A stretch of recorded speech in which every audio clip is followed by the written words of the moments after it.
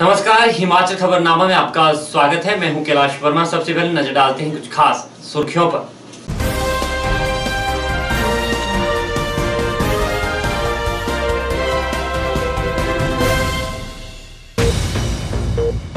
मुख्यमंत्री जयराम ठाकुर ने कहा कि राज्य में आने वाले लोगों पर कोविड ई पास सॉफ्टवेयर के माध्यम से रखी जाएगी नजर।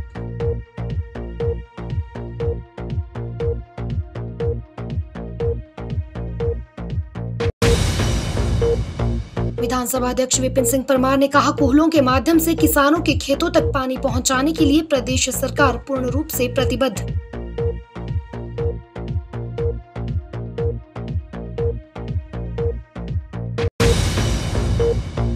मुख्यमंत्री जयराम ठाकुर ने कांग्रेस पार्टी के प्रदेश अध्यक्ष कुलदीप सिंह राठौर की माता मलकी देवी के निधन पर जताया शोक। ईश्वर से दिवंगत आत्मा की शांति की प्रार्थना।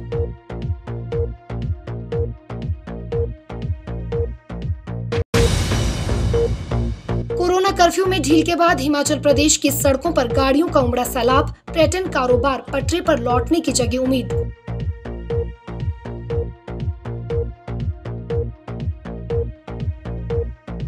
सुर्खियों के बाद अब खबरें विस्तार से। मुख्यमंत्री जयराम ठाकुर ने कहा कि प्रदेश में आने वाले लोगों की सुविधा के लिए सरकार ने RT-PCR आवश्यकता की शर्त को हटा दिया है, लेकिन कोरोना संक्रमण को फैलने से रोकने के लिए सरकार द्वारा निर्धारित मानदंडों का उल्लंघन करने की किसी को अनुमति नहीं दी गई है।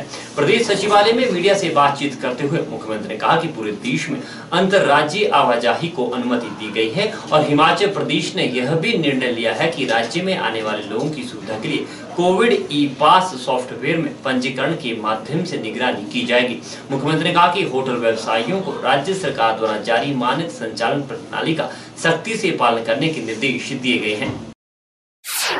मुख्यमंत्री जयराम ठाकुर ने हिमाचल में बढ़ने वाली भीड़ को लेकर बताया कि हिमाचल में इस भीड़ पर सड़कों पर वाहनों को नियंत्रित करने के लिए सरकार व प्रशासन मैकेनिज्म तैयार कर रहा है। पर्यटकों के लिए मास्क व सोशल डिस्टेंसिंग का पालन करवाया जाना अनिवार्य है। कोरोना की गाइडलाइंस का उल्लंघन करने वालों के खिलाफ सख्त कार्रवाई की जाएगी। पर्यटकों व कारोबारियों को भी सख्त हिदायतें दी गई है कि वे कोरोना नियमों का पालन करें, अन्यथा कार्रवाई के लिए तैयार रहें। परवाणु में लंबे जाम की वीडियो पर मुख्यमंत्री ने बताया कि इसको लेकर सरकार नजर बनाए हुए है, संक्रमण न फैले इसके लिए प्रशासन अलर्ट है। हिमाचल ने भी देश की तर्ज पर RT-PCR रिपोर्ट को खत्म कर दिया है। काफी लंबे अरसे के बाद जो रिलैक्सेशंस दी हैं उसके कारण लोगों को आने जाने के लिए एक सुविधा लग रही है कि अब हिमाचल में हम जा सकते हैं, घूम सकते हैं। और ये टूरिज्म की दृष्टि से आजकल के दिन जो है ये टूरिस्ट सीजन है हमारा, और मैंने भी इस बात को नोटिस किया, मैंने भी देखा है। एक तो हमने प्रशासन को इस बात के लिए कहा कि कहीं भी क्राउडिंग नहीं होनी चाहिए, सोशल डिस्टेंसिंग मेंटेन्ड रहे, ये बहुत आवश्यक है। दूसरी बात, जो RT-PCR का टेस्ट किए बिना प्रदेश की सीमा में आने के लिए जो हमने अब की बार जो एक छूट दी है, वो छूट इस वजह से है कि बहुत सारे लोग हिमाचल के ही दूसरे स्टेट में आते हैं, जाते हैं, और हिमाचल जब आना जाना होता तो कठिनाई हो रही है। तो बहुत ऐसी भी हमको लग रहा था कि भी मुश्किल आ रही है लोगों को, और कई बार इमरजेंसी में आना होता है, और इमरजेंसी में आना होता तो उसमें बड़ी कठिनाई हो रही है। तो उस बात को ध्यान में रखते हैं। और दूसरी बात ये भी है कि पूरे देश में सभी स्टेट ने इंटरस्टेट मूवमेंट को अब रिस्ट्रिक्ट करना बंद कर दी, यानी कि रिस्ट्रिक्शन खत्म कर दी, रिस्ट्रिक्शन छोड़ दी है। तो ऐसे में हम यहाँ पर रखें, और पूरे देश भर में कोविड के नंबर में काफ़ी गिरावट भी आई है। इन सारी बातों को ध्यान में रखते हमने ये निर्णय लिया है। अब इसका मॉनिटर करने का मैकेनिज्म डेवलप कर रहे हैं। जो भी टूरिस्ट आ रहे हैं उनको हमने होटलियर्स को बड़ा स्पष्ट कहा है कि वो इंश्योर करेंगे कि वो जो SOP है उसका पालन हो। टूरिस्ट जो भी आए वो मास्क पहन करके और उसके बाद सारी चीजों को लेकर के जो SOP का पालन में सहयोग करेगा। वहीं कांग्रेस नेता द्वारा जम्मू कश्मीर में धारा 370 को पुनः बहाल करने को लेकर दिए गए बयान को उन्होंने दुर्भाग्यपूर्ण करार दिया। उन्होंने कहा कि कांग्रेस यह स्पष्ट करे कि क्या पूरी पार्टी भी इस बयान का समर्थन करती है या फिर ये बयान कांग्रेस के वरिष्ठ नेता की निजी राय है। कई दशकों तक कांग्रेस के लिए देश में आने की संभावना दिखती नहीं है। दूसरी बात, एक बार धारा 370 को समाप्त करने के बाद पूरे देश ने जिस रूप में समर्थन किया है उस भाव को उनको समझना चाहिए और 370 समाप्त करने के बाद दोबारा उसको रिस्टोर करने की अगर बात कह रहे हैं तो ये बहुत दुर्भाग्यपूर्ण है। और मैं ये भी जानना चाहता हूँ, क्या उनका ये निजी विचार है या पूरी कांग्रेस पार्टी से विचार की है? अगर पूरी पार्टी है तो हमारे यहाँ के नेता भी जो है, हिमाचल के नेता और दूसरे कांग्रेस पार्टी के नेता भी धारा 370 के बारे में अपना रुख स्पष्ट करें। प्रदेश भर में कोरोना कर्फ्यू में दी गई ढील के चलते सोमवार सुबह 6 बजे से सड़कों पर एचआरटीसी की बसें दौड़ना शुरू हो गई। बसों में सवारियां तो कम ही दिखी, लेकिन परिवहन सेवा शुरू होने से लोगों को थोड़ी राहत मिली है। सोमवार को सरकारी कार्यालयों में 50% स्टाफ पहुंचा। सुबह के समय पीक आवर्स में शिमला शहर में जगह जगह जाम लगने से लोगों को काफी परेशानी झेलनी पड़ी। अनलॉक के पहले ही दिन शहर भर में लंबा ट्रैफिक जाम देखने को मिला। छोटा शिमला से नवबहार तक सैकड़ों वाहन ट्रैफिक जाम में फंसे दिखे। इस लंबे ट्रैफिक जाम की मुख्य वजह पर्यटकों की आमद में एकाएक हुए इजाफे को माना जा रहा है। वहीं सोमवार से टैक्सी व निजी वाहन 100% सवारियों के साथ चलने शुरू हो गए हैं। बाजारों में भी शाम 5 बजे तक दुकानें खुली रहीं, लेकिन शनिवार और रविवार को सिर्फ जरूरी सामान की दुकानें खुलेंगी। पहले की तरह रोजाना शाम 5 बजे से सुबह 5 बजे तक कोरोना कर्फ्यू जारी रहेगा।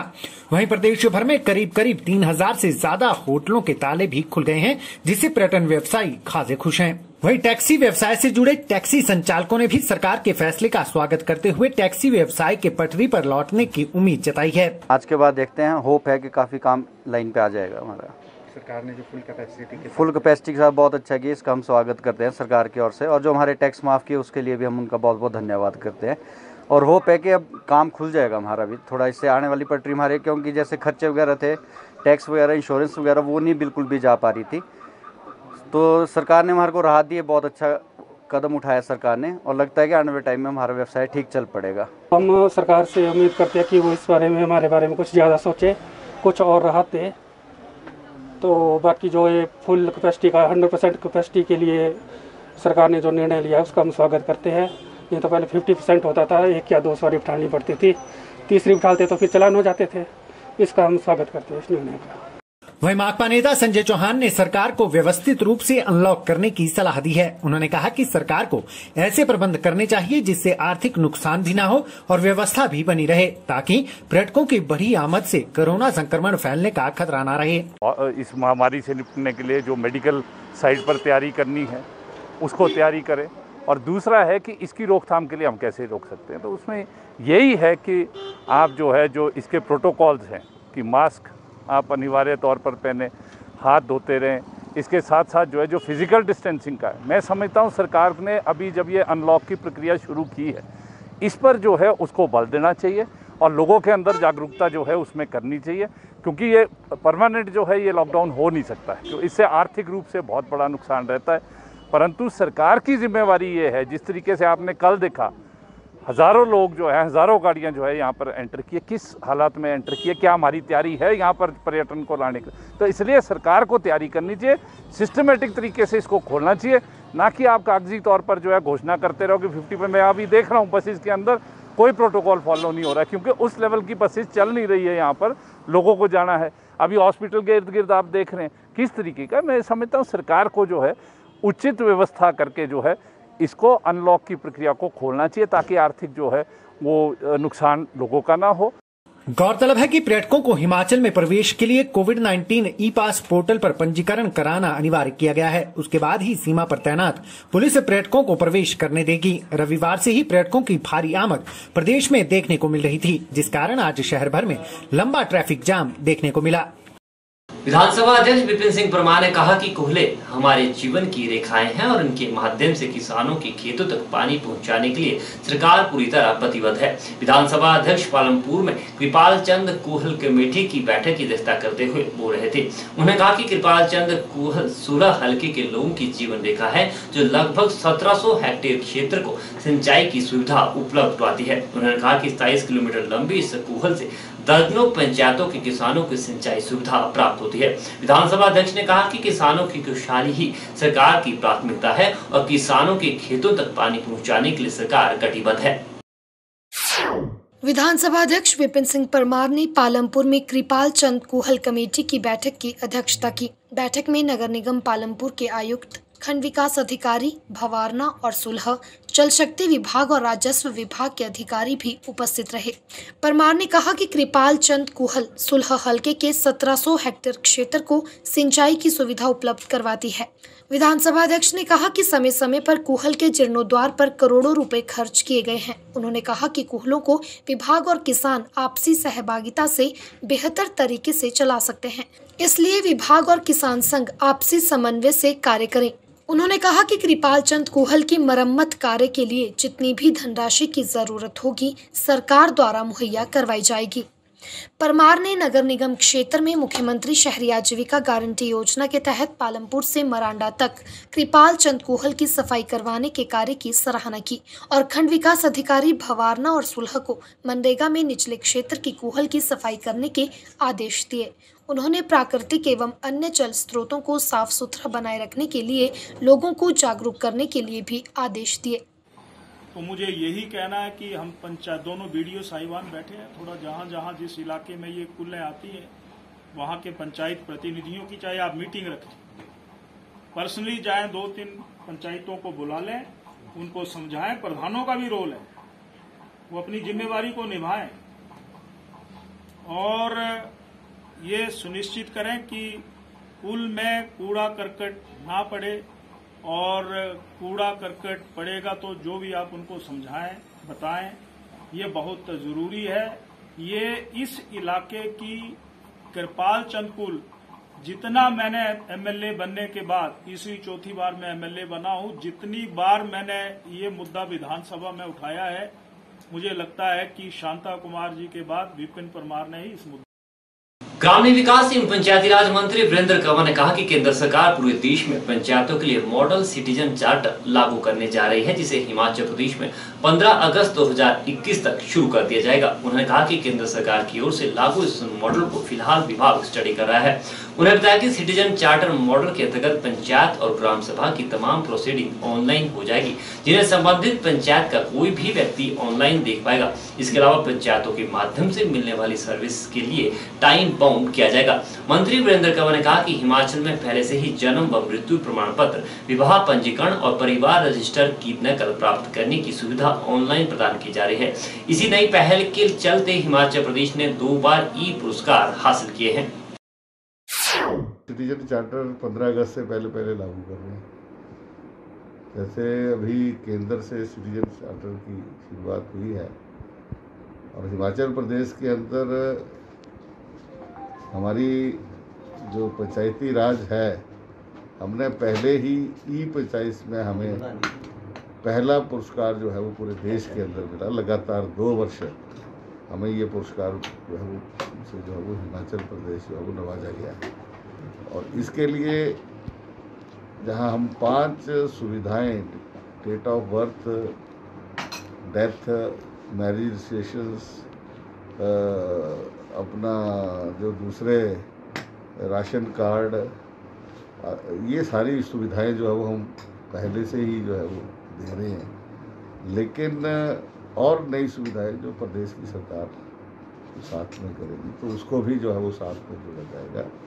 तो ऐसी सिटीजन चार्टर्स को लागू करना हम चाह रहे हैं कि हिमाचल प्रदेश जहां ई पंचायत में पहले नंबर पर है, पूरे देश के अंदर इन सुविधाओं को लागू करने में पहले नंबर पर है। नैनादेवी विधानसभा क्षेत्र के विधायक व पूर्व मंत्री रामलाल ठाकुर ने आरोप लगाया कि बिलासपुर के कोठीपुरा में निर्माणाधीन एम्स में स्थानीय लोगों की समस्याओं की अनदेखी की जा रही है। लोगों का लाखों करोड़ों का नुकसान हो चुका है, लेकिन एम्स प्रबंधन व जिला प्रशासन की ओर से किसी अधिकारी ने आज दिन तक नुकसान का जायजा नहीं लिया, बल्कि अपने हक के लिए आवाज उठाने वालों की आवाज को पुलिस के माध्यम से दबाने की कोशिश की जा रही है। बिलासपुर में आयोजित प्रेस कॉन्फ्रेंस के दौरान रामलाल ठाकुर ने कहा कि अगर जल्द प्रभावित लोगों की समस्याओं का प्रमुखता से समाधान नहीं किया गया तो जनता के साथ मिलकर एक बड़ा आंदोलन होगा, जिसकी जिम्मेदारी सरकार और प्रशासन की होगी। कंपनी के दफ्तर में बैठे हैं, कंपनी के ठेकेदारों को भी बुला रखा है। अब क्या समझौता होता है, मैं आपसे कहना चाहता हूँ, ये 2 बार एसडीएम की अध्यक्षता में पहले भी समझौता हुआ और एक भी काम जो है वो सिरे नहीं चढ़ा, ना काम हुआ। जो भी एसडीएम ने लिखित तौर पे जो एग्रीमेंट लोगों से किया था, 1% काम भी नहीं हुआ। मैं ये कहना चाहूँगा कि 4 फसलें चली गई 3 सालों के अंदर। जो कंपनी है वहाँ पे इसकी जो काम कर रही है एम्स का, उनकी गलती की वजह से लोगों का बड़ा नुकसान हुआ है। जो आदमी बोलता है उसको जो है ना, अगर वो कहीं दिहाड़ीदार ठेकेदार के पास लगा हुआ है उसको नौकरी से निकाला जाता है। ऐसे कई केसेस आ गए। और मैं ये कहना चाहूँगा कि ये बर्ताव जो है वो एक इनह्यूमन सा बर्ताव है और उसके खिलाफ हमारे को जो है वो आवाज़ उठानी चाहिए। मैं इसलिए आप लोगों को कहा कि अब अगर मान लो मैं स्थानीय विधायक हूँ, मैं अगर इस चीज़ को नहीं उठाऊँगा तो इसका मतलब मैं अपने कर्तव्य से पीछे भाग रहा हूँ। इसलिए मैंने फैसला किया है कि लोगों ने जो फैसला किया है कि हमने आगे को धरना देना है, कोई ब्लॉकेट करना है, तो उसमें मैं भी बतौर लोकल विधायक में उसमें शामिल हूँगा। और मैं एडमिनिस्ट्रेशन को एक बात कहना चाहता हूँ, आज लोग गांव के जिनके मकानों को नुकसान हुआ, जिनकी फसल चली गई, जिनके ग्रीन हाउस चले गए, जिनकी ज़मीन तबाह होगी, क्या तबाह हो गए, अगर वो आज अगर मान लो कहीं पे अपना रोष प्रकट करने के लिए वहाँ पे गए हैं तो आज वहाँ पे पुलिस जो है वो उनके ऊपर केस दर्ज करने के लिए लिस्ट बना रही है कि किस किस का नाम उसमें दिया जाए। इतनी अगर मान लो चुस्ती लोगों की दिक्कत को दूर करने के लिए अगर एडमिनिस्ट्रेशन जो है वो चुस्ती बरते तो मैं कहना चाहता हूँ तो कुछ बड़ी बात ही क्या है। और आज जब लोग अपना रोष प्रकट करने के लिए अगर मान लो कहीं पे आगे आते हैं तो मुझे हैरानी है कि आज पुलिस उनके ऊपर फजूल के झूठे केस बनाने के लिए जो है वो पुलिस को आगे कर रही है। और हम आगे देखेंगे, आगे जो है ना बड़े पैमाने पे जो वो करेंगे, कितने केसेस बनाने हैं बना लें। कोरोना कर्फ्यू में ढील के पहले ही दिन काफी तादाद में पर्यटक राजधानी शिमला पहुंचे। ऐतिहासिक रिज मैदान और माल रोड पर लंबे समय बाद पर्यटकों की रौनक देखने को मिली। एसपी शिमला मोहित चावला व्यवस्थाओं को जांचने के लिए खुद फील्ड में डटे रहे। उन्होंने बताया कि कर्फ्यू में ढील के बाद पर्यटक शिमला का रुख करने लगे हैं। ऐसे में शहर में ट्रैफिक और कानून व्यवस्था बनाए रखने के लिए पुख्ता इंतजाम किए गए हैं। एसपी शिमला ने पर्यटकों और स्थानीय लोगों से कोविड प्रोटोकॉल का सख्ती से पालन करने की अपील की है। प्रदेश सरकार द्वारा कोरोना कर्फ्यू में दी गई छूट के चलते सोमवार को राजधानी शिमला में बाहरी राज्यों से आए पर्यटकों की खूब चहल पहल देखी गई। वहीं शहर की व्यवस्थाओं का जायजा लेने खुद एसपी शिमला मोहित चावला अपनी टीम के साथ मैदान में उतरे और ऐतिहासिक रिज मैदान और माल रोड का निरीक्षण किया। एसपी शिमला मोहित चावला ने कहा कि राजधानी में इस तरह की चहल पहल काफी दिनों बाद देखने को मिली है। उन्होंने बताया कि बीते 36 घंटों में शोघी बैरियर से 5000 बाहरी राज्यों की गाड़ियां क्रॉस हुई हैं और आने वाले दिनों में पर्यटकों की आमद और ज्यादा बढ़ने की उम्मीद है। उन्होंने कहा कि शिमला पुलिस शहर में यातायात व्यवस्था व कानून व्यवस्था को बेहतर बनाने के लिए प्रयासरत है और शहर की हर गतिविधि पर निगरानी रखी जा रही है। उन्होंने बाहरी राज्यों से आने वाले पर्यटकों का शिमला आने पर स्वागत किया और उनसे अपील करते हुए कहा कि खुद की सुरक्षा का ध्यान खुद रखें और कोविड नियमों का पालन सख्ती से करें, मास्क पहनें व सामाजिक दूरी के नियम का विशेष रूप से पालन करें। वहीं उन्होंने ये भी कहा कि अगर कोई भी नियमों की अवहेलना करता पाया गया तो उन पर कानूनी कार्यवाही की जाएगी। निरीक्षण के दौरान एसपी शिमला ने उन लोगों के चालान भी काटे जो कोविड नियमों को दरकिनार कर घूम रहे थे। इतनी चहल पहल बहुत दिनों के बाद देखने को मिली है। इसका एक ही कारण है कि हमने कोविड की रिस्ट्रिक्शंस में हम सब ने डिसिप्लिन शो किया, उसकी वजह से कोविड केसेस डाउन आए हैं और धीरे धीरे हर राज्य, और क्योंकि अभी हिमाचल प्रदेश में है तो यहाँ पे भी रिस्ट्रिक्शंस को वेव ऑफ किया जा रहा है। हमारे पास इनपुट तो था, हमने आपसे रात को कल शेयर भी किया कि लास्ट 36 आवर्स में तकरीबन 5000 गाड़ियाँ शोघी में एंटर की हैं। हमारी ट्रैफिक यूनिट्स, हमारी सिक्योरिटी यूनिट्स और ख़ासकर जो लोग यहाँ पे टूरिस्ट को हेल्प करते हैं, हमारी बीट पेट्रोल्स, वो भी एक्टिव हैं, डे एंड नाइट एक्टिव हैं। उम्मीद है कि आने वाले दिनों में रश और बढ़ेगा, बट मैं आपके माध्यम से, क्योंकि हमने कल एडवाइजरी ऑलरेडी इशू की थी, आपके माध्यम से भी आग्रह करूँगा, शिमला में आइए, हिमाचल में आइए, आपका स्वागत है। लेकिन कृपया करके किसी भी तरह की कोताही मत बरतिए, क्योंकि कोविड वायरस अभी भी हमारे बीच में है। ये सिर्फ डिसिप्लिन से, नियंत्रण से, आपको जो कोविड प्रोटोकॉल फॉलो करना है, मास्क डालना है, सोशल डिस्टेंसिंग का पालन करना है। अब लोग बहुत क्लस्टर्स में हैं, पुलिस उनको समझाती है। मुझे देखकर ये अच्छा लगा कि सबने मास्क डाला हुआ है, इक्का दुक्का नहीं डाला तो उनका हम चलान भी करेंगे। लेकिन टूरिस्ट जो भी आए, कृपया करके कोविड प्रोटोकॉल का ध्यान रखिए। वहीं बाहरी राज्यों से शिमला घूमने आए पर्यटकों ने कहा कि वह यहां आकर बेहद खुश हैं और वह शिमला के सुहावने मौसम का लुत्फ उठा रहे हैं। पर्यटकों ने प्रशासन द्वारा की गई व्यवस्थाओं की भी सराहना की। वहीं कुछ एक पर्यटकों ने सरकार से ये मांग की है कि उन्हें शाम करीब 7 से 8 बजे तक शहर में घूमने की छूट दी जाए। अगर मैं पर्सनली बोलूं तो जो रिस्ट्रिक्शंस हैं वो गवर्नमेंट की हमारे लिए ही हैं, लेकिन एज अ टूरिस्ट वो शाम को जो एनवायरनमेंट है, जो घूमना है, हमने आसपास देखना है, उसकी तो प्रॉब्लम है ही है कि शाम को थोड़ा सा 5 से 8 बजे तक या 7 बजे कर लें, ताकि जो इवनिंग का पीरियड है थोड़ा सा स्लॉट एक्सटेंड हो जाए, उससे ज़्यादा बेनिफिट हो जाएगा। क्योंकि अभी तो चलो मौसम बढ़िया हो गया, अगर धूप होती है अभी तो थोड़ी प्रॉब्लम होती है, और इवनिंग में मॉल रोड का जो नज़ारा है वो देखने लायक है। टॉय ट्रेन से आए हैं और लॉकडाउन के बाद काफ़ी रिलीफ सा फील हो रहा है कि हमें लॉकडाउन के बाद कहीं जाने को मिला है, and with all precautions and COVID test वगैरह सब करवा के। मतलब वो तो अपने प्रिकॉशंस वगैरह साथ लेके चल रहे, सैनिटाइजर, मास्क वगैरह, मतलब इतना नहीं लग रहा। नाम बताइए अपना। मेरा नाम सार्थक शर्मा और मैं दिल्ली से हूँ। यहाँ आके ठीक लग रहा है, मतलब बिकॉज जो इम्प्लीमेंटेशन है, चाहे मास्किंग के रिगार्डिंग या अदरवाइज या पुलिस जैसे भी है, तो वो अरेंजमेंट्स अच्छे लगे, ठीक है उस हिसाब से। स्वयंसेवी संस्था नोफल द्वारा आईजीएमसी अस्पताल में चलाए जा रहे लंगर को अब शुद्ध देसी घी से तैयार किया जाएगा। गुरु अर्जुन देव जी के शहीदी दिवस के उपलक्ष्य पर इस पुनीत कार्य की शुरुआत शहरी विकास मंत्री सुरेश भारद्वाज ने की।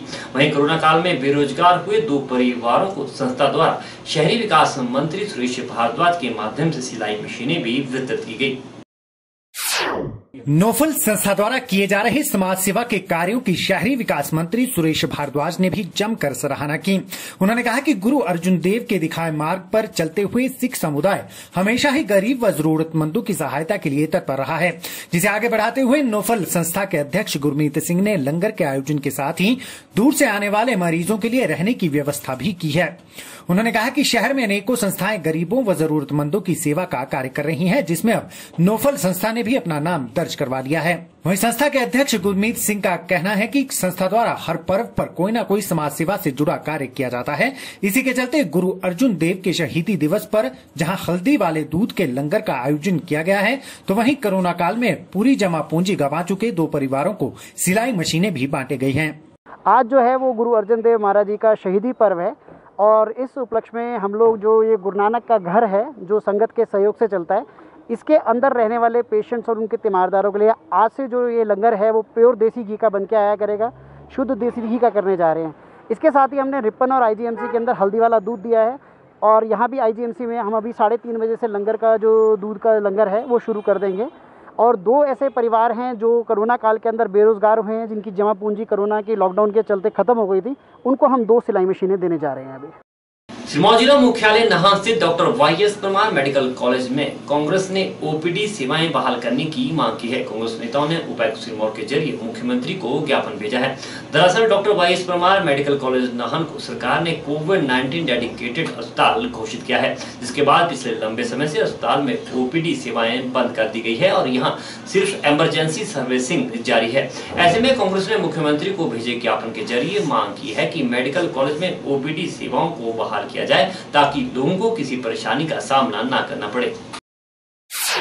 सिरमौर जिला मुख्यालय नाहन स्थित doctor YS Parmar medical college Nahan में कांग्रेस ने ओपीडी सेवाएं बहाल करने की मांग की है, जिसे लेकर कांग्रेस नेताओं ने डीसी सिरमौर के जरिए मुख्यमंत्री को ज्ञापन भेजा है। इस दौरान कांग्रेस के प्रदेश महासचिव अजय सोलंकी ने कहा कि मेडिकल कॉलेज में ओपीडी बंद होने से लोगों को निजी अस्पतालों के चक्कर काटने पड़ रहे हैं, जिससे लोगों का भारी भरकम खर्च हो रहा है, साथ ही कई परेशानियों का भी सामना करना पड़ रहा है। कांग्रेस ने यह भी मांग की है कि जिला सिरमौर में सभी पीएचसी स्तर पर डॉक्टरों की नियुक्ति सुनिश्चित की जाए, ताकि लोगों को यहां पर भी स्वास्थ्य सुविधाएं मिल सके और लोगों को छोटी छोटी बीमारियों के इलाज के लिए बड़े अस्पतालों का रुख न करना पड़े। गौर हो कि सिरमौर जिला में पीएचसी स्तर पर चिकित्सकों के अधिकतर पद खाली पड़े हुए हैं, जिससे लोगों को इलाज करवाने में परेशानी का सामना करना पड़ रहा है। हमने माननीय मुख्यमंत्री जी को जिलाधीश के माध्यम से ज्ञापन सौंपा है, जो कि बहुत गंभीर समस्या जो पिछले लंबे समय से जो यहाँ पर देखने को मिल रही है और लोग बहुत ज़्यादा उससे पीड़ित भी है। और जो मेडिकल कॉलेज नाहन में जो ओपीडी बंद की गई है उससे जो है आम जो पेशेंट हैं बहुत परेशानी में हैं और उनको जो है उचित इलाज की व्यवस्था नहीं मिल पा रही है। इसके अलावा जो पीएचसीज़ हैं हमारी गांव में, जो सब सेंटर्स हैं पीएचसीज़ है, तो हम चाहते हैं कि पीएचसीज़ में भी हर पीएचसी में डॉक्टर बैठे ताकि जो छोटी मोटी बीमारियां हैं, सिर दर्द है, आजकल खांसी जुकाम है, मौसम चेंज हो रहा है, तो वो उसका जो व्यवस्था है उनको दवाई और जो डॉक्टर वहीं पर गांव में ही देख लिया जाए ताकि इस हॉस्पिटल में भी ज़्यादा प्रेशर ना पड़े। और यहाँ पर जो है ओपीडी उसको सुचारू रूप से खोली जाए ताकि जो आम जो दूसरी बीमारियां हैं, चाहे किडनी से रिलेटेड है, कोई कैंसर पेशेंट है, कोई हार्ट का पेशेंट है, और मेन सबसे ज़्यादा दिक्कत जो है हमारी बहनों को, महिलाओं को, माताओं को आ रही है, जो गायनी डिपार्टमेंट की पेशेंट्स जो रेगुलर जिनको ट्रीटमेंट की आवश्यकता होती है। गायनी में अपने साथ साथ पेशेंट के साथ साथ एक जो नया इस धरती पे आने वाला जीवन है उसकी भी देखभाल के लिए वहाँ की व्यवस्था जो बहुत अनिवार्य है। और क्योंकि जैसा हमने डीसी साहब के संज्ञान में लाया कि इमरजेंसी में भी जो है पेशेंट्स को नहीं देखा जा रहा है, जो रेगुलर ट्रीटमेंट भी जिनका हो रहा था उनको कोई व्यवस्था नहीं मिल पा रही है और बहुत से लोग हैं इस अव्यवस्था के कारण जो है इस हमें छोड़ के जा चुके हैं। तो हम चाहते हैं आने वाले समय में ऐसा ना हो, व्यवस्था की जाए। पिछले लगभग 1.25 साल से कोविड का यहाँ पर है, कोविड 1.25 साल में व्यवस्था बननी चाहिए थी, लेकिन अभी तक हम दुर्भाग्य है हमारा कि ऐसी व्यवस्था यहाँ पर नहीं बनाई गई, जो कि एक बड़ा दुर्भाग्यपूर्ण है। तो हम चाहते हैं माननीय मुख्यमंत्री जी को हमने ज्ञापन सौंपा है, इसमें जल्दी से जल्दी कार्रवाई करके ओपीडी जल्दी से जल्द तुरंत प्रभाव से चालू की जाए और जो है पीएचसीज़ में भी डॉक्टर बैठें ताकि जो गांव के लोग जो है बहुत अव्यवस्था है, गांव के लोगों को बसेस नहीं चल रही, टैक्सी करके यहाँ आना पड़ता है छोटी सी बीमारी के लिए, टैक्सी का किराया देंगे, उसके बाद यहाँ प्राइवेट हॉस्पिटल में धक्के खाते हैं, इतनी महंगी दवाई है, महंगा इलाज है और प्राइवेट हॉस्पिटल में हर डिपार्टमेंट का डॉक्टर मौजूद नहीं है। इस वजह से वो लोग जो है दर दर की ठोकरें खा रहे हैं और मैंने आपको पहले भी बताया कि इस अव्यवस्था के कारण बहुत से लोग हमें छोड़ के इस दुनिया से जा चुके हैं। हम चाहते हैं आने वाला समय जो है अच्छा रहे और व्यवस्था बनाई जाए। और व्यवस्था बनाने के लिए अगर हमारा भी सहयोग चाहिए तो हम आगे बढ़कर जो है सहयोग देने के सरकार का तैयार है, लेकिन इस पर जल्द से जल्द कार्रवाई, ऐसा ना हो कि हमने विज्ञापन दिया और काम खत्म हो गया।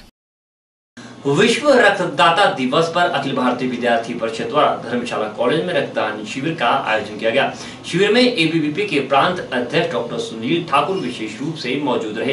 अखिल भारतीय विद्यार्थी परिषद के विभाग संयोजक अभिषेक राणा ने कहा कि कोविड काल में अस्पतालों में चल रही रक्त की कमी को पूरा करने और अस्पतालों में उपचाराधीन मरीजों को रक्त की कमी के चलते किसी तरह की परेशानी न हो, इसी को देखते हुए अखिल भारतीय विद्यार्थी परिषद ने रक्तदान शिविर का आयोजन किया। उन्होंने बताया कि शिविर में 35 रक्त एकत्रित किया गया है। उन्होंने कहा कि विद्यार्थी परिषद समय समय पर ऐसे आयोजन करती रहती है जिनका लाभ आम जनता को मिले। इसी के तहत विश्व रक्तदाता दिवस पर विद्यार्थी परिषद की ओर से शिविर का आयोजन किया गया है, जिसमें कार्यकर्ताओं ने उत्साह के साथ रक्तदान किया।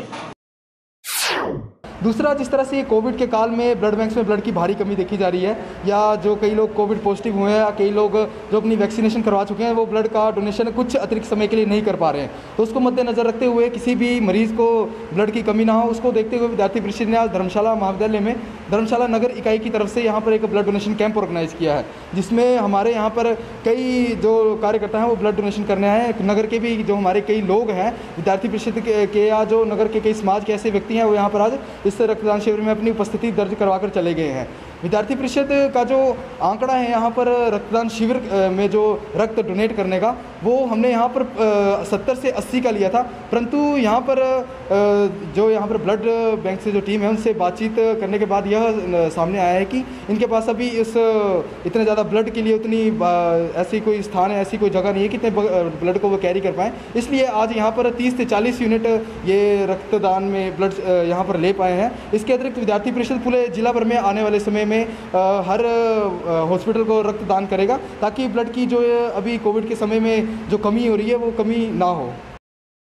प्रदेश सरकार द्वारा कर्फ्यू में दी गई ढील के बाद अब जिम संचालकों ने भी सरकार से राहत प्रदान करने की मांग की है। जिम संचालकों का कहना है कि कोरोना काल में अधिकतर समय जिम बंद रहे, जिससे जिम संचालकों को भारी आर्थिक नुकसान हुआ है।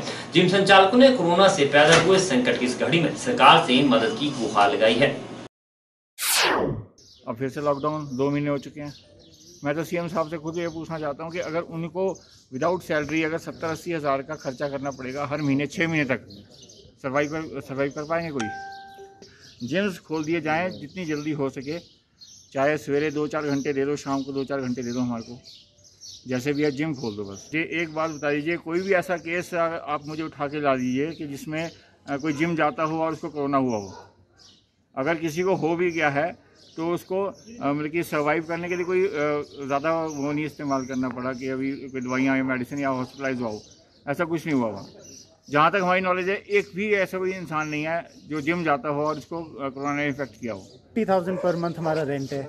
अभी पिछले साल की रिकवरी हम पूरी तरह से नहीं दे पाए, उसके बाद अब दूसरा महीना फिर से हो गया बंद का, तो कमाई तो है ही नहीं, ऊपर से जो कर्ज़ों में हमारे पे जा रहे हैं वो अलग है। हमारे आगे लाइबिलिटीज़ है, हमारे भी घर है, हमारे भी खर्चे हैं, हमारा भी डेली का खर्चा है। सर कैसे, बड़ा मुश्किल है। मतलब we are ready to cooperate, we are ready to follow the SOPs, we are ready to do whatever they want to do, but at least हमारा बिजनेस तो खुले। हमारी कमाई नहीं है, ऊपर से हम कर्ज़ों में आ गए। आप इमेजिन करेंगे मेरा 50,000 पे रेंट है और ज़्यादा नहीं तो 5 लाख रुपए इस टाइम हमारा किराया है, तो उस कर्जे में ही आ गए हैं हम because of this corona pandemic. Corona curfew के करीब 1.5 माह बाद प्रदेश सरकार द्वारा बस सेवा को बहाल करने के फैसले का हमीरपुर के लोगों ने स्वागत किया है। हमीरपुर बस अड्डे पर लंबे अरसे के बाद चहलकदमी देखी गई है। बता दें, कोविड प्रोटोकॉल का पालन करते हुए हमीरपुर जिला में HRTC डिपो की 33 रूटों पर निगम की बसें शुरू हुई है, तो वहीं 3 लंबे रूटों की बस सेवाओं को भी बहाल किया गया है। हमीरपुर बस अड्डे पर अपने गंतव्य स्थानों पर आने जाने के लिए पहुंचे लोगों ने सरकार का बस सेवा बहाल करने के फैसले का स्वागत किया है।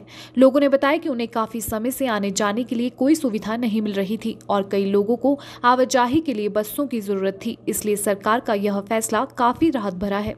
उन्होंने कहा कि निगम की बसों में कोविड को लेकर पूरी सुरक्षा व्यवस्था की गई है, जिसके लिए उन्होंने सरकार का आभार व्यक्त किया। सही है, सर्विसेज मिल रही है, अच्छा है। थोड़ा लोगों को काफ़ी इंतजार था, ट्रैवलिंग में प्रॉब्लम्स हो रहे थे लोगों को, और अभी चल गई हैं तो सही है। बस वही है, लोगों को थोड़ा सा सतर्क रहना चाहिए, सोशल डिस्टेंसिंग को भी फॉलो करते रहना चाहिए। और तो अभी ज्वाला जी जा रहा हूँ। बहुत खुशी कि आज से बसें स्टार्ट हो गई, क्योंकि इतने टाइम तक हमें कोई सुविधा नहीं मिल रही थी, तो आज जो बसें स्टार्ट कर दी इसके लिए बहुत ज़्यादा धन्यवाद सरकार का। और ऐसे बहुत सारे लोग कहीं ना कहीं फंसे हुए हैं जिनको बहुत ज़्यादा ज़रूरत है, तो हम सरकार का बहुत धन्यवाद करते हैं कि जो उन्होंने हमारे लिए इतनी ज़्यादा सुविधा उपलब्ध करवा दी है। और खासकर सरकारी बसें स्टार्ट की, प्राइवेट नहीं की हैं, क्योंकि सरकारी बस में जितनी ज़्यादा सेफ्टी उतनी प्राइवेट बसेज में नहीं है। तो मैं बस इसे भी थैंक यू बोलना चाहूँगी।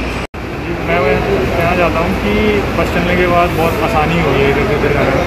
मैं पूना से चला था, तो अभी हमीरपुर से मेरे को मंडी जाना है, तो अभी मैं वेट कर रहा हूँ बस का, और इतने दिनों के बाद जब खुली है तो अच्छा लग रहा है कि भाई अब आसानी हो गई जाने। बुजुर्गों की सेवा में कार्यरत स्वयं सेवी संस्था हेल्पेज इंडिया ने सर्वे करवाकर ऐसे बुजुर्गों की विस्तृत रिपोर्ट तैयार की है जो कोरोना काल में परिजनों की प्रताड़ना का शिकार हुए हैं। द साइलेंट और mentor covid and elderly report का विमोचन सामाजिक न्याय एवं अधिकारिता विभाग के प्रधान सचिव संजय गुप्ता ने किया। संस्था के राज्य प्रमुख डॉक्टर राजेश ने कहा कि कोरोना काल में राष्ट्रीय स्तर पर 43% बुजुर्ग परिजनों के अत्याचार का शिकार हुए हैं। उन्होंने कहा कि सर्वे में यह भी खुलासा हुआ है कि बुजुर्ग के साथ अत्याचार के मामलों में केवल बहू और बेटे ही नहीं बल्कि बेटियां भी शामिल है। पूरे इंडिया में हम एक सर्वे करते हैं, स्टडी करते हैं, जिसमें हम लोग ये देखते हैं कि बुजुर्गों के साथ किस किस तरह के व्यवहार हो रहे हैं। बट हम सबको मालूम है कि पिछले 2 सालों से जो कोविड-19 पैंडेमिक की वजह से कुछ और तरीके से प्रॉब्लम बुजुर्गों के साथ फेस हो रहे हैं। तो हमने जो इस साल जो फोकस जो बुजुर्गों के ऊपर किया हुआ है, जो खासकर कोविड के दौरान, कोविड पैंडेमिक के दौरान, लॉकडाउन के दौरान बुजुर्ग किस किस तरह के प्रॉब्लम से गुजरे, किस तरह के प्रॉब्लम्स उनके ऊपर आए, तो हमने सबसे पहले कुछ फोकस किया उनमें। उसमें हमने ये देखा, पहले जो फाइंडिंग पूरे पैन इंडिया, हमने अगर नेशनल रिपोर्ट देखते हो तो 42% बुजुर्गों ने ये बोला है कि उनके साथ किसी न किसी तरीके से दुर्व्यवहार हो रहा है, 45% बुजुर्गों को।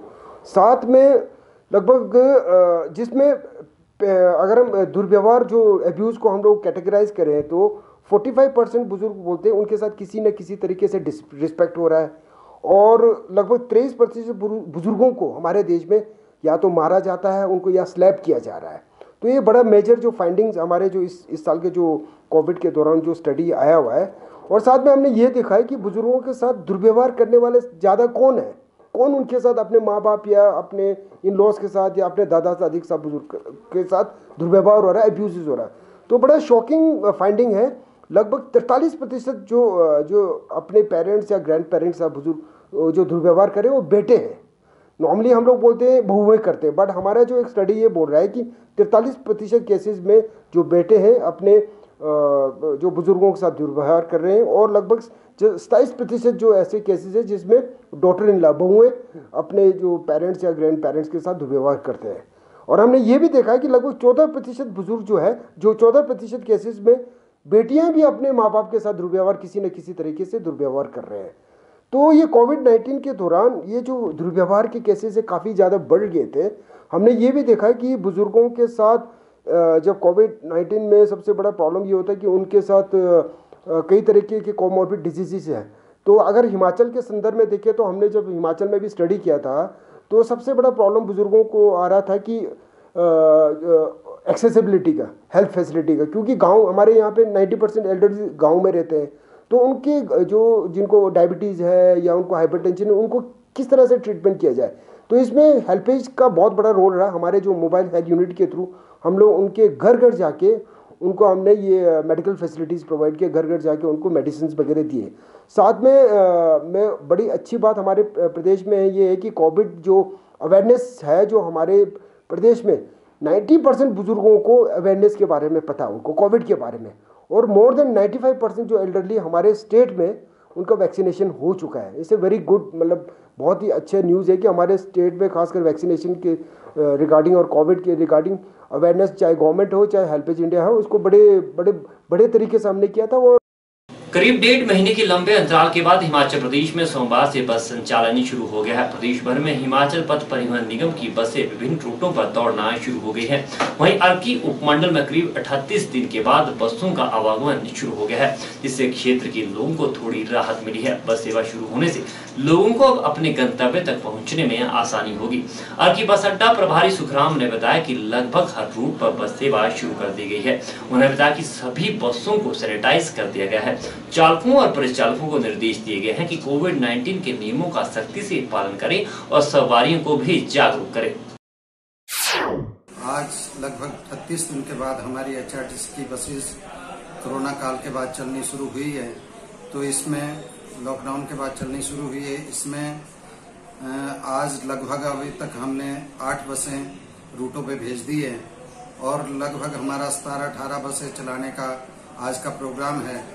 तो अभी तक जितनी भी हमने बसें भेजी है उनमें सभी में किसी में 2 सवारी थी, और एक बस तो ऐसी गई। अभी सोलन जो हमने भेजी थी सुबह 8 बजे, उसमें एक भी यात्री नहीं था, लेकिन 2-4 सवारियों को लेकर ही बसें आ जा रही है। और सभी चालक परिचालक को भी निर्देश दिए गए हैं कि वो सवारियों को भी जागरूक करें कि वो कोविड-19 के जितने भी नियम हैं उनका पालन करें। Sanitiser, mask, gloves. हमारे HRTC विभाग द्वारा कल ही सभी अड्डा प्रभारियों को आदेश दिए गए थे कि जितनी भी जिस बस स्टैंड पे भी बसें खड़ी है उनको सभी को सैनिटाइज कर दिया जाए। और इसी के तहत हमने सारी बसों को कल सैनिटाइज करके बिल्कुल मैकेनिकल जितना भी फिटनेस का काम था वो सब कुछ करा के तैयार कर दिया था।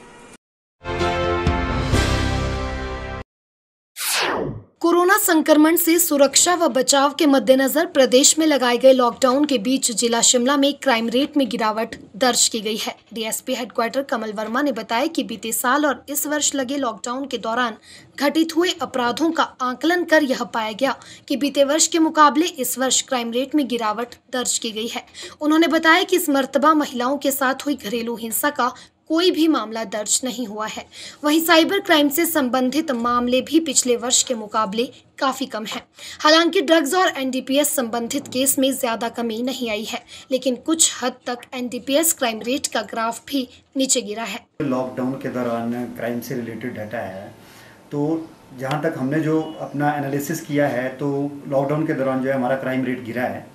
जहाँ तक बात करें हम क्राइम अगेंस्ट वीमेन की, तो इसका हमारे पास इस बार कोई भी केस जो है रजिस्टर्ड नहीं हुआ है। डोमेस्टिक वायलेंस से रिलेटेड कोई भी केस रजिस्टर्ड नहीं हुआ है। तो हम ये मान के चल सकते हैं कि इस तरह के केसेस और इस टाइप की घरेलू हिंसा जो है काफ़ी कम हुई है। साइबर क्राइम की बात कर रहे हैं तो साइबर क्राइम में पिछले साल लॉकडाउन के दौरान इन्हीं महीनों में हमारे पास 8 केस रजिस्टर्ड हुए थे और इस साल हमारे पास केवल 1 केस रजिस्टर्ड हुआ है। तो साइबर क्राइम के केसेस में भी जो है कमी आई है। जहाँ तक बात करें हम ड्रग्स की या एनडीपीएस की, तो उस पर एनडीपीएस में कोई भारी अंतर तो नहीं आया है, लेकिन फिर भी हम ये कह सकते हैं कि एनडीपीएस में भी हमारी कुछ रिडक्शन हुई है, कुछ केसेस कम हुए हैं।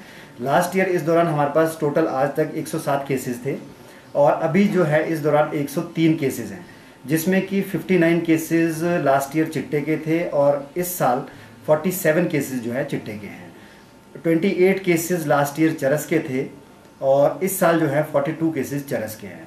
तो ओवरऑल अगर हम देखें तो एनडीपीएस में भी ग्राफ रिड्यूस हुआ है। तो इन नटशेल हम ये कह सकते हैं कि जो हमारा क्राइम रेट है ड्यूरिंग लॉकडाउन वो कम हुआ है, चाहे उसमें घरेलू हिंसा की बात हो, चाहे एनडीपीएस की बात हो, चाहे साइबर क्राइम से रिलेटेड कोई बात हो।